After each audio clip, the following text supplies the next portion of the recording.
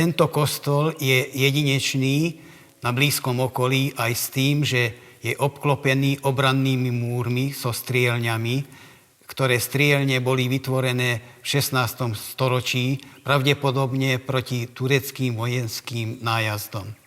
Proti Turkom boli vytvorené reťazec hradov, ale samozrejme niekedy sa museli brániť aj obyčajní ľudia, veriaci, a väčšinou sa stiahli proti tureckým nájazdom do kostolov. Boli opevnené skoro všetky kostoly, ale obranné múry sa zachovali len tu okolo tohto kostola.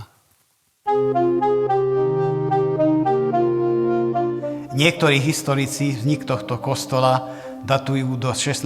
storočia, ale naposledy vykonané archeologické prieskumy dokázali, že tento kostol bol postavený v 13. storočí, o čom svedčia freska na stene severnej strany.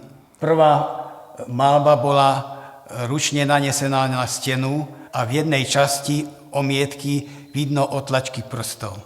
Na túto omietku sa naniesla ešte katolická cirkev, ďalšie vrstvy omietky, kde tiež boli namalované rôzne fresky. Tie posledné fresky sú z doby z 15. storočia.